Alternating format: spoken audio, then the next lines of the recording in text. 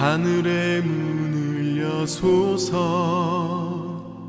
이곳을 주목하소서 주를 향한 노래가 꺼지지 않으니 하늘을 열고 보소서 이곳에 임재하소서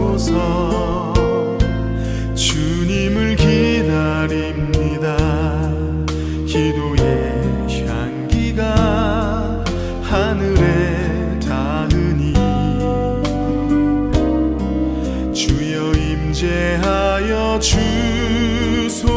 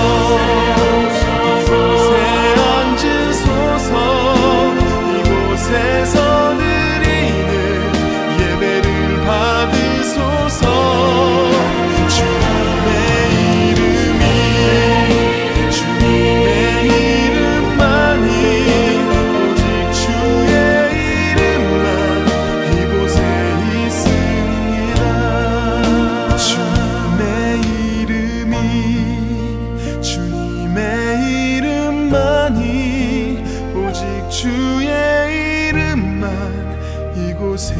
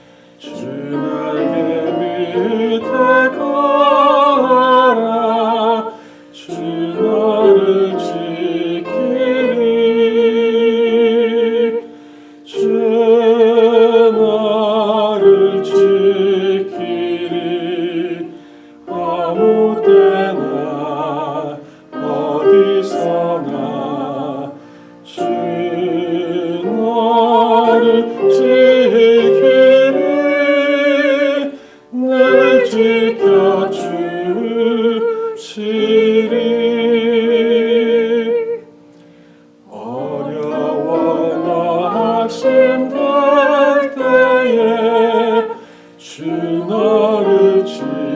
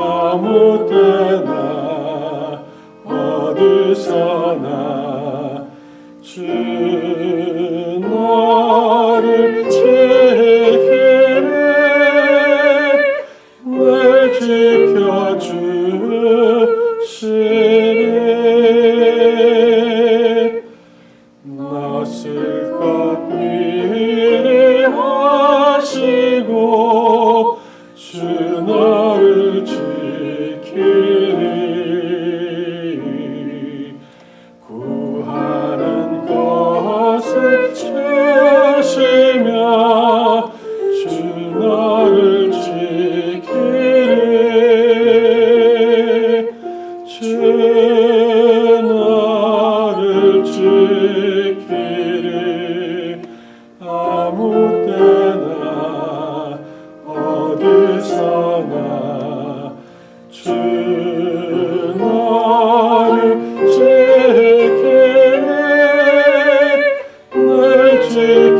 지켜주시네.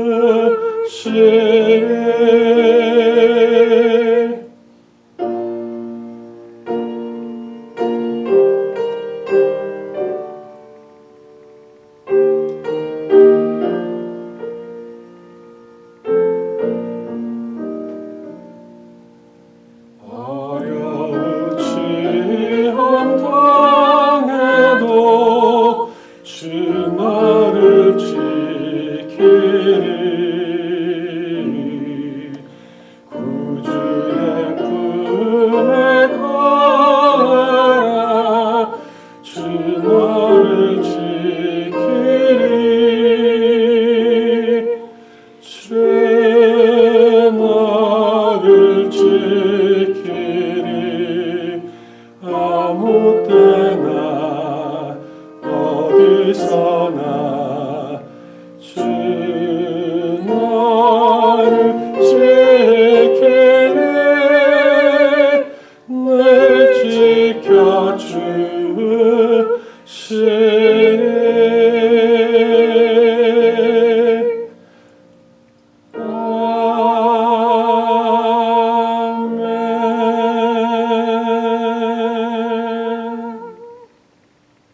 할렐루야. 오늘도 금요 찬양 기도회를 맞이하여서 각 가정에서 영상으로 예배드리시는 예사랑 가족 여러분, 주님의 이름으로 환영하고 축복합니다. 다 함께 기도하시겠습니다. 하나님, 오늘도 주님의 말씀을 사모하는 마음으로 주님 앞에 나왔습니다. 오늘도 성령으로 저희들의 심령을 인쳐 주시어서 주님의 말씀을 온전히 믿음으로 받는 은혜의 시간 되게 하여 주옵소서. 예수님의 이름으로 기도드리옵나이다. 아멘. 네, 오늘 이 시간 저희들에게 주신 하나님의 말씀은 창세기 28장 10절로부터 22절까지의 말씀입니다. 다 함께 한 목소리로 합독하시겠습니다.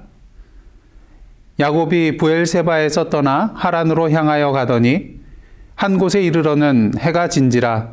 거기서 유숙하려고 그곳에 한 돌을 가져다가 베개로 삼고 거기 누워 자더니 꿈에 본즉 사닥다리가 땅 위에 서 있는데 그 꼭대기가 하늘에 닿았고 또 본즉 하나님의 사자들이 그 위에서 오르락 내리락하고 또 본즉 여호와께서 그 위에 서서 이르시되 나는 여호와니 너의 조부 아브라함의 하나님이요 이삭의 하나님이라.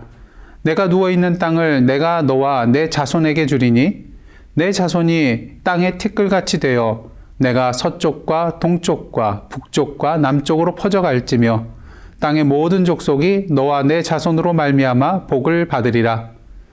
내가 너와 함께 있어 내가 어디로 가든지 너를 지키며 너를 이끌어 이 땅으로 돌아오게 할지라. 내가 내게 허락한 것을 다 이루기까지 너를 떠나지 아니하리라 하신지라.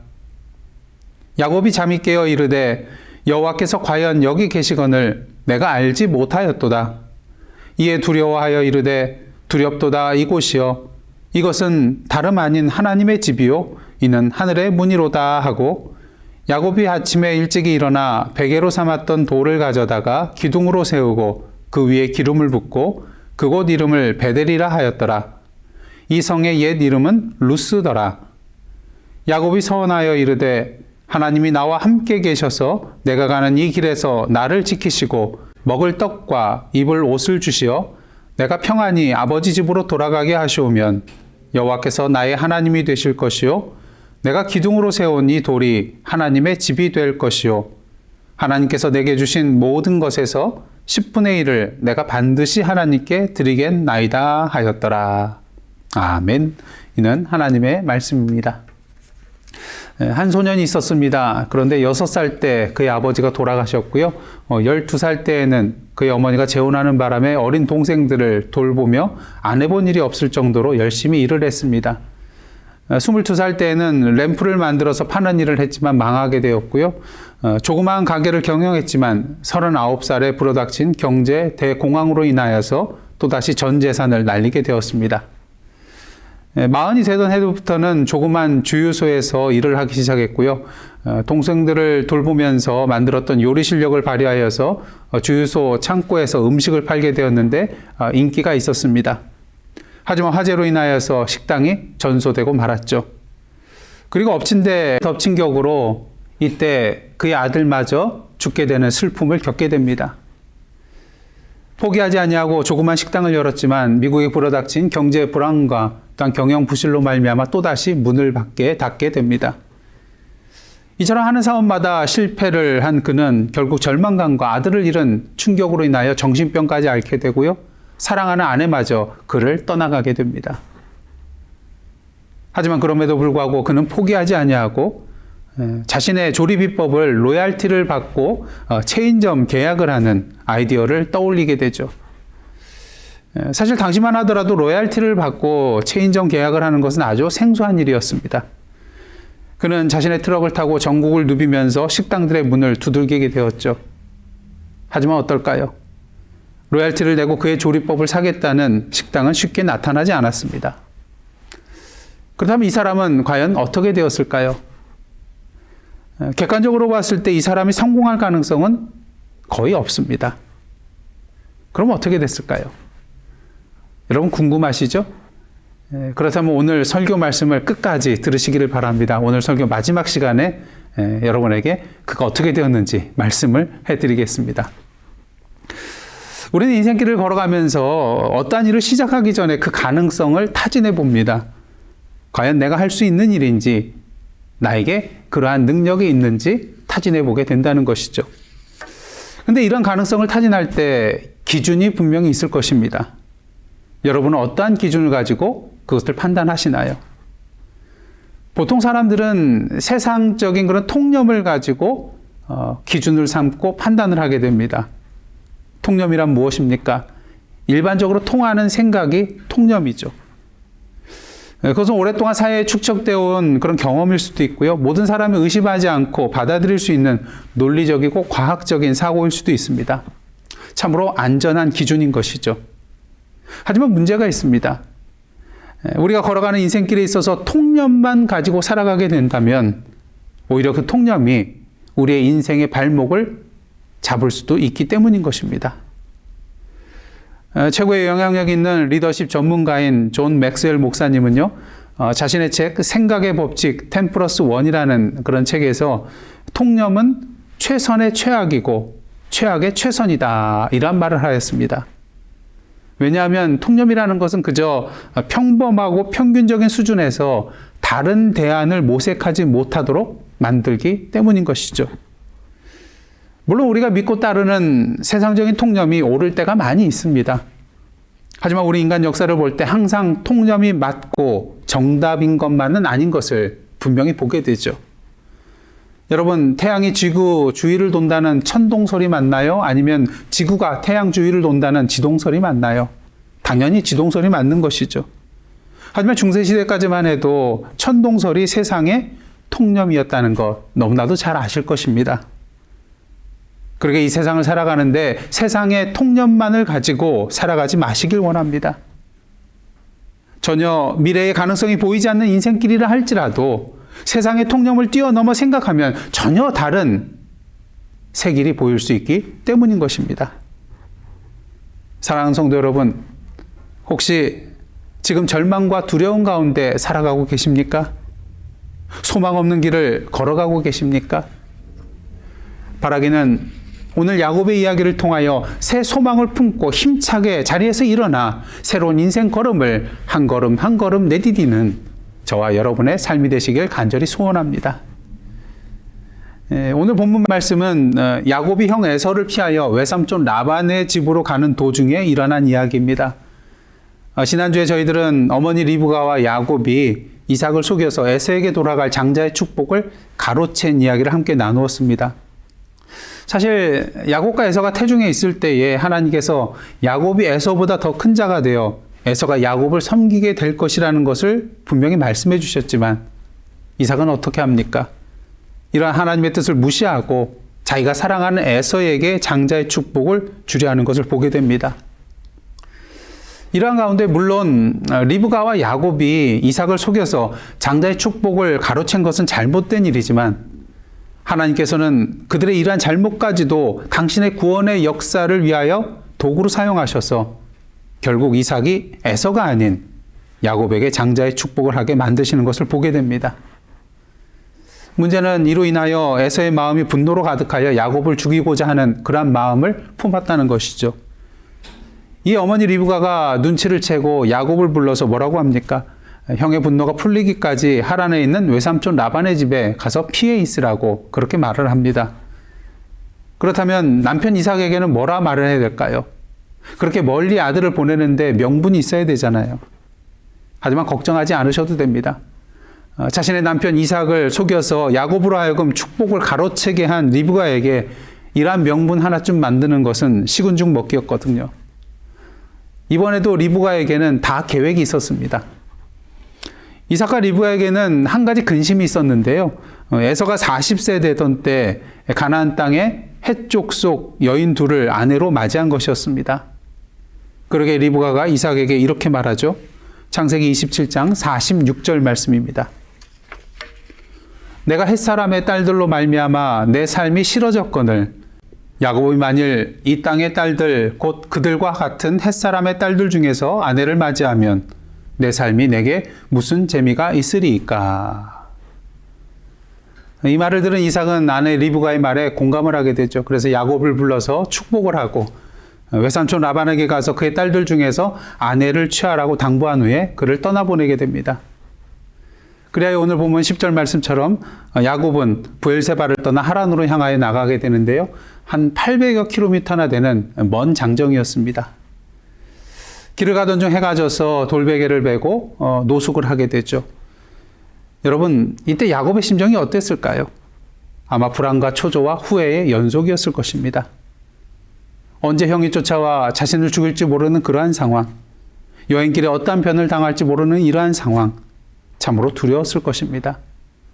아마 그 마음속으로 욕심내지 말고 팥죽으로 형의 장자권을 사는 일을 하지 않았었더라면, 아버지를 속이고자 하는 어머니 리브가의 말을 따르지 않았었더라면, 장자의 축복을 받는 것을 거절하였었더라면 아마 지금쯤 집에서 편안히 두 발을 뻗고 잠을 잘 수 있었을 텐데 후회하였을 것입니다.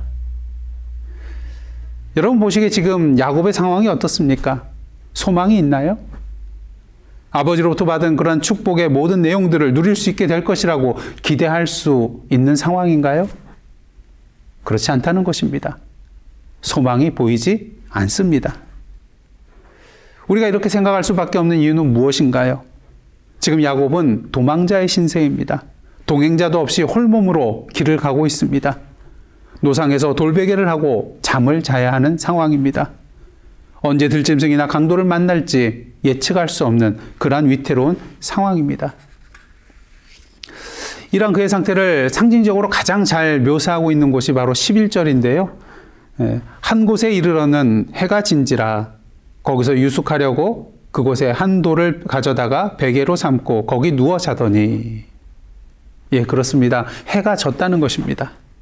해가 저물어 노숙하게 된 야곱의 모습. 단지 1년 365일 중 하루에 해가 진 것이 아니라 그의 인생 전체의 해가 진 것처럼 보이는 것이죠. 만일 우리에게 이러한 위기의 순간이 찾아온다면 어떻게 해야 될까요? 많은 사람들이 이러한 위기의 상황 속에서 소망을 찾기보다는 비관적이고 부정적인 생각을 발전시켜 나갈 때가 많이 있는 것을 보게 됩니다. 그 이유가 무엇일까요? 1970년대 오일 가격이 천정부지로 치솟는 그러한 상황 속에서 자동차 회사들은 연료가 적게 드는 그런 자동차를 만들라는 지시를 하게 됩니다. 어느 자동차 회사에서는 선임 연구원들에게 설계하는 자동차의 무게를 크게 줄일 것을 요구를 하였습니다. 이에 연구원들은 문제를 해결하기 위하여 열심히 연구하며 해결책을 찾기 위해 노력을 하였습니다. 하지만 무게가 더 가벼운 자동차를 만든다는 것은 불가능하고 비용도 너무 많이 들게 되고 또 안전상의 문제가 있다고 결론을 내리게 되죠. 근데 여러분, 정말로 해결책이 없었을까요? 자동차 회사는 여기서 끝을 내지 않고요. 경험이 더 적은 엔지니어들에게 이 문제를 맡겼습니다. 어떻게 되었을까요? 오랜 연구 끝에 그들은 마침내 자동차 무게를 수백 파운드 줄이는 방법을 찾게 되었습니다. 어떻게 이런 일이 생겨날 수 있을까요? 선임 연구원들에게 있어서 문제가 됐던 것들은 그들의 생각이었습니다. 그들이 가지고 있었던 사고의 관습을 넘어서지 못했다는 것이죠. 사실 지금까지 자신들이 연구했던 자동차인데 불필요한 것들이 있겠습니까? 그러다 보니 무게를 줄일 수 있는 방법이 있을 수 있다는 가능성을 자기도 모르는 사이에 부정하면서 연구를 했던 것이죠. 하지만 경험이 부족했던 연구원들에게는 경험이 부족하다는 단점은 있었지만 오히려 그것이 그들에게는 큰 장점이 될 수 있었습니다. 선임 연구원들과는 달리 다른 시각으로 이 문제에 접근할 수 있었기 때문인 것이죠.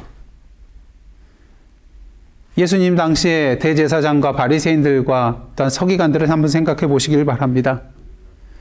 그들이 왜 예수님을 그리스도로 받아들이지 못했을까요?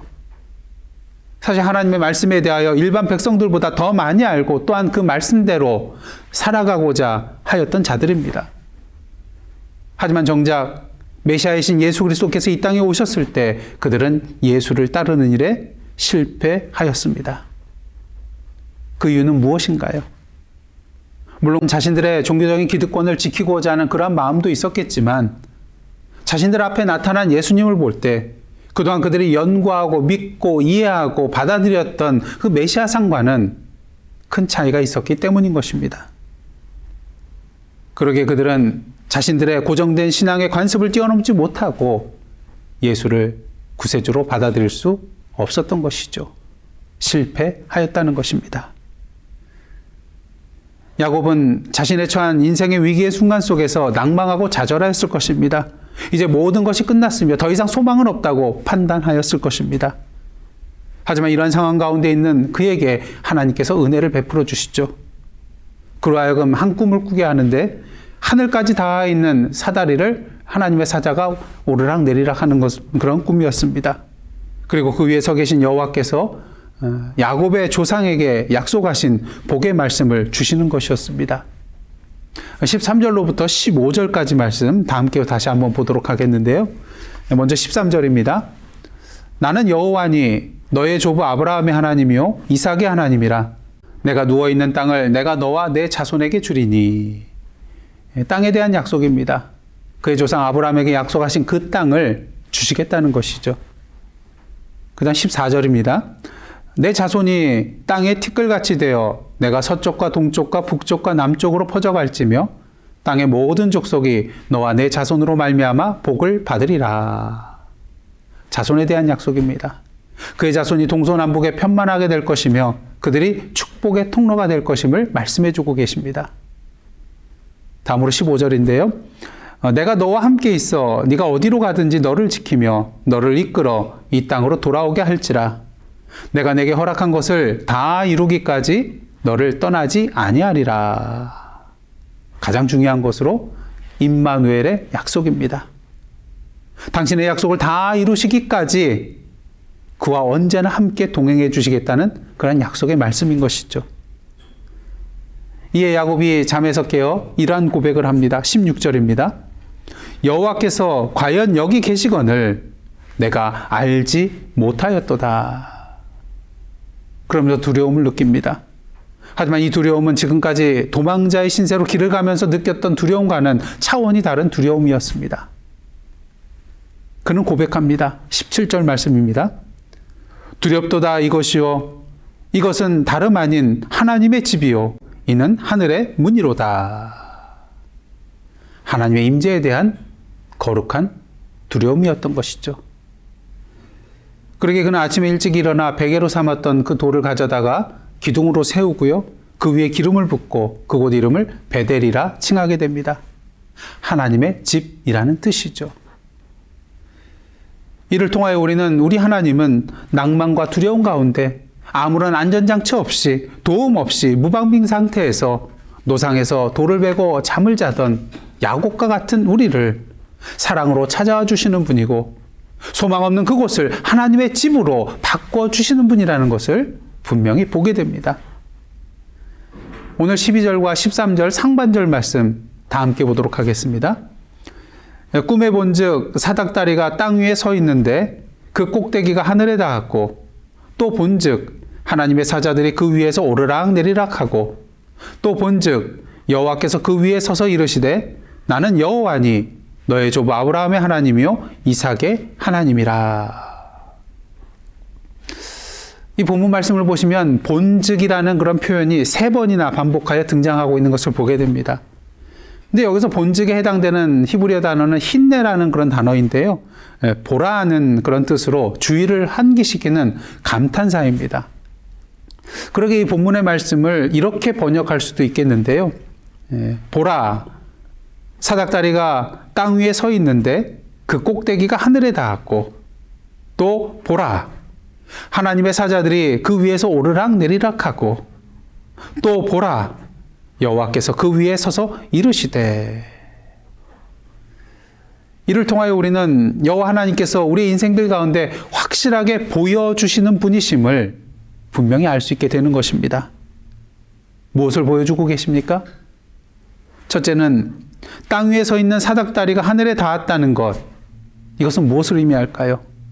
하나님과 우리 사이에 교제의 문이 활짝 열려 있음을 보여주는 것입니다. 그 다음 둘째로 하나님의 사자들이 오르락 내리락 하는 것은 무엇을 말해줍니까? 오늘도 우리 여호와 하나님께서 당신의 사자들을 통하여 우리를 돕고 계심을 의미하고 있는 것입니다. 그 다음 셋째로 여호와께서 그 위에서 말씀하신다는 것은 무엇을 의미하는 것일까요? 우리 하나님은 오늘도 저 천상에서 그냥 가만 앉아서 우리를 그냥 내버려 두시는 하나님이 아니라 오늘도 계속해서 우리를 보고 계시며 우리를 향하신 당신의 계획과 뜻과 약속을 우리가 굳게 붙잡고 나아갈 수 있도록 분명히 보여주시는, 말씀하시는 하나님이시라는 것입니다. 그러게 이제 야곱의 생각이 바뀝니다. 아니, 야곱의 인생이 바뀌게 됩니다. 그러게 그는 하나님 앞에 서원하죠. 20절로부터 22절까지의 말씀입니다. 야곱이 서원하여 이르되 하나님이 나와 함께 계셔서 내가 가는 이 길에서 나를 지키시고 먹을 떡과 입을 옷을 주시어 내가 평안히 아버지의 집으로 돌아오게 하시오면 여호와께서 나의 하나님이 되실 것이요 내가 기둥으로 세운 이 돌이 하나님의 집이 될 것이요 하나님께서 내게 주신 모든 것에서 10분의 1을 내가 반드시 하나님께 드리겠나이다 하였더라. 이 말씀은 자칫 우리가 오해하기 그런 쉬운 구절인데요. 이 서원은 만일 하나님께서 내가 원하는 것을 이루어 주신다면 그 대가로 하나님께 무엇을 하겠다, 이런 조건을 내건 하나님과 딜을 하는 그런 내용이 아니라는 것입니다. 오히려 이미 자신에게 나타나 주셔서 말씀해 주시고 약속해 주시고 그 약속을 다 이루기까지 떠나지 않고 동행해 주시겠다고 말씀하여 주신 그 여호와 하나님을 자신의 하나님으로 믿고 섬기겠다는 결단의 고백이기 때문인 것입니다. 야곱은 계속해서 길을 가게 되죠. 분명한 것은 지금까지 그가 걸어왔던 길과는 전혀 다른 길을 걸어가게 되었다는 것입니다. 하나님께서 꿈을 보여주시기 전에는 두려움과 절망과 낭망의 길, 홀로 걸어가는 소망 없는 그런 길이었습니다. 하지만 이제는 같은 길이라 할지라도, 여전히 힘든 길이라 할지라도 하나님께서 보여주신 길, 하나님께서 약속하여 주신 길, 하나님께서 함께 동행하여 주시겠다고 말씀하신 길이기에 더 이상 두려움 없이 소망 가운데 길을 걸어가게 되었습니다.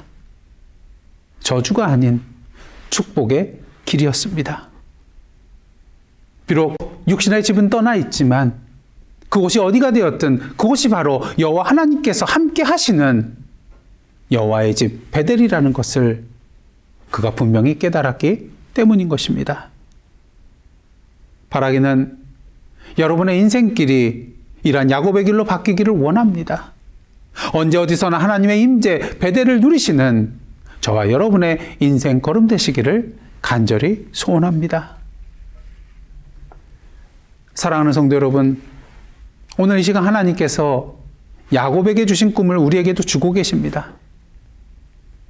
바라기는 이 세상의 눈으로 우리의 삶을 바라보지 마시고 하나님의 눈으로 우리의 삶을 바라보시며 참된 기쁨과 감사와 찬양으로 우리의 삶의 현장을 오늘의 베델, 오늘의 하나님의 집으로 바꾸어 나가시는 저와 여러분의 복된 삶이 되시기를 간절히 원합니다. 여러분, 처음에 말씀드렸던 65세 된 할아버지 이야기 어떻게 되었는지 궁금하시죠? 자신의 조리 비법을 로얄티를 받고 파는 체인점 계약을 하기 위하여 계속해서 식당들을 방문하였는데 2년 동안 무려 1008번을 거절당했다고 합니다. 하지만 마침내 1009번째 찾아간 식당에서 첫 계약이 성사가 되었습니다. 그리고 이것을 시작으로 하여서 1971년에는 매장이 무려 3,500개 이상으로 늘어나게 되었고요. 세계적인 기업으로 성장하여서 현재 150여 개국에 22,000여 개의 매장이 있다고 합니다. 그렇다면 이 사람이 누구일까요? 바로 KFC의 창업주인 커넬 할랜드 데이빗 샌더스입니다. 중요한 사실은 이러한 성공의 이야기 속에 숨겨져 있는 일화가 하나 있는데요. 작가 오인숙 씨의 아프면 울어라는 책에 그 내용이 나와 있습니다. 하는 사업마다 실패했다는 그런 절망과 아들을 잃는 그런 충격으로 말미암아 정신병을 앓고 사랑하는 아내마저 그를 떠나간 65세 때, 그는 여느 때처럼 절망과 상처로 괴로워하던 어느 날 아침에 어디선가 들려오는 그런 노랫소리에 이끌려가게 되었는데요. 그 노랫소리가 들려오는 것은 조그마한 교회 예배당이었다고 합니다. 그 예배당 앞에서 한 미친 여자가 앉아서 노래를 부르고 있었는데요. 너무나도 평화롭게 보였다는 것입니다. 그 노래가 무엇이었을까요? 오늘 빌리 김 집사님과 캐티 김 집사님께서 부르셨던 찬송가 382장 너 근심 걱정 말아라 였습니다. 너 근심 걱정 말아라 주 너를 지키리. 주 날개 밑에 거하라 주 너를 지키리. 어려워 낙심될 때에 주 너를 지키리. 위험한 일을 당할 때 주 너를 지키리. 너 쓸 건 미리 아시고 주 너를 지키리. 구하는 것을 주시며 주 너를 지키리. 어려운 시험 당해도 주 너를 지키리. 구주의 품에 거하라 주 너를 지키리. 주 너를 지키리. 아무 때나 어디서나 주 너를 지키리. 늘 지켜 주시리. 샌더스는 이 찬송에 감동이 되어 눈물을 흘리며 이렇게 기도하며 고백했다고 합니다. 주님, 이곳에도 계시는군요. 미친 여자가 있는 이곳에도 주님은 계시군요. 제가 평생 예수님 없이 돈만 벌려다가 이렇게 되었습니다. 저를 불쌍히 여기사 용서해 주십시오. 이 기도 후에 그의 정신병은 기적처럼 낫게 되었고요. 앞서 말씀드린 대로 KFC 창업자로 성공을 거두게 됩니다. 그는 자신이 번 돈을 가난한 자들을 돕고 복음을 전하는 선교비로 사용했는데요. 특히 미국과 캐나다 지역을 돌아다니면서 예수님을 증거하며 만나는 사람들에게 환난 날에 나를 부르라. 내가 너를 건지리니 네가 나를 영화롭게 하리로다 라는 시편 50편 15절 말씀을 전했다고 합니다. 여러분, 이렇게 샌더스의 삶을 변화시킨 그의 깨달음과 고백은 무엇이었습니까? 그것은 바로 주님, 이곳에도 계시는군요 였습니다.